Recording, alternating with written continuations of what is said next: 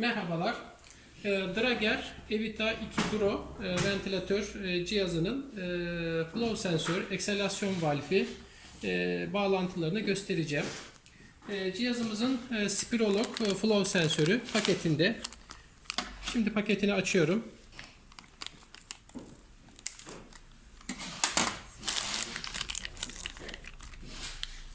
Flow sensörümüz cihazımızın ekselasyon valfi tarafındaki yuvasına şekilde görüldüğü üzere yerleştirilir. Ekselasyon valfimiz görüldüğü üzere şekilde yerleştirildikten sonra flow sensör sağ tarafa doğru iyice ittirilerek yerine oturtulur. Daha sonra kapağını kapatıyoruz. Şimdi oksijen sensörünü yerleştiriyorum. Oksijen sensörümüz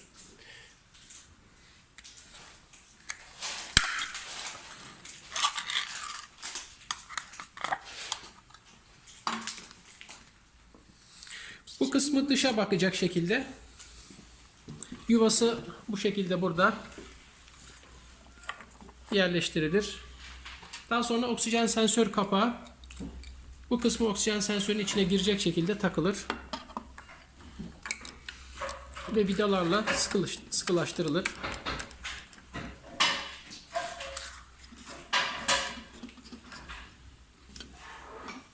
Daha sonra da diğer filtre kapağımız takılır.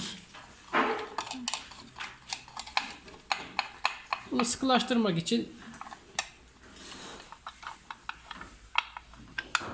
şurayı döndürmeniz yeterli.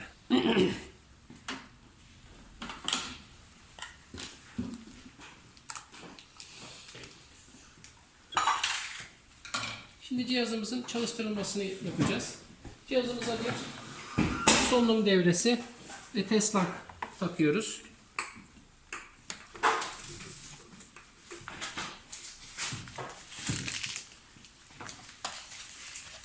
Solunum devresi normal çiftli solunum devresi. Özel bir devresi yoktur. Cihazımızın gaz bağlantılarını yapıyoruz. Hava ve oksijen. Cihazımızın açma kapatma düğmesi arka tarafında. Arkasından başlatıyoruz.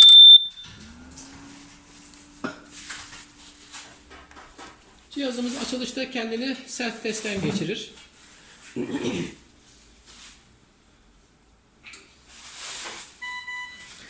Açıldıktan sonra menüsü Türkçe ekran, yetişkin veya pediatrik hasta kullanımı veya bir önceki hasta ayarlarıyla da başlanabilir. Yetişkin hasta ayarı için başladığımız zaman direkt ventilasyona başlar. Ventilasyon modlarımız IPPV, SAMV, BiPAP ve diğer ventilasyon modları olmak üzere ekranda diğer ventilasyon modlarında görebilmektesiniz. Tekrar IPPV moduna geri döndüğümüzde açılışta kalibrasyonlarını yapıyoruz. Kalibrasyon kısmına gelip hem akışın üzerine gelip tıkladığımız zaman akış sensörünün kalibrasyonunu yapıyor. Daha sonra da oksijen sensörünün kalibrasyonunu. Cihaz bunları yaptıktan sonra kendisi otomatikman bize bilgi veriyor.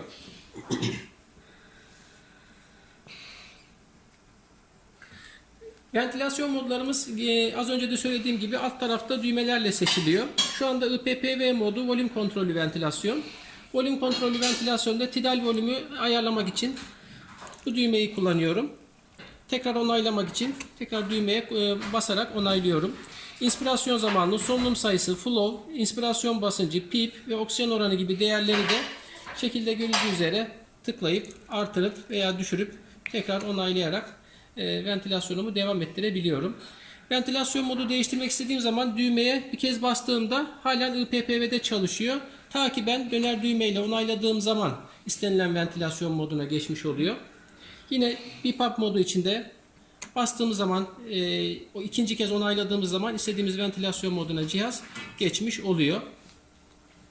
Cihazımızın buradan nebulizasyon özelliğini aktif edebiliriz. Cihazla aynı anda nebul verebiliyorsunuz. %100 oksijen verebiliyorsunuz. Uzunca bastığınız zaman cihaza %100 oksijen verebiliyorsunuz. %100 oksijenleştirme, zenginleştirme. İnspirasyon ve ekspirasyon hold yapabilirsiniz. Tam cihaz ciğer şiştiği anda bastığınızda ciğeri şişkin tutar. Aynı şekilde ekspirasyonda bastığınız zaman da inspirasyona cihaz daha geç geçer. Şunlar da gece ve gündüz kullanımı için gerekli olan tuşlar. Dalga formundaki akış zaman veya basınç zaman değerlerini değiştirmek için kullandığımız düğmelerimiz. Şu da ikinci penceredeki ölçüm yaptığı parametreleri görebildiğimiz penceremiz. Cihazımıza alakalı bekleme modunu almak için şu düğmeye uzunca bastığımızda cihazımız standby moduna geçiyor. Alarm reset dediğimiz zaman da cihazımız istediği sürece standby'da kalabilir. Cihazımızı tekrar kapatmak için arka tarafındaki düğmeyi kullanmamız yeterli. Teşekkürler.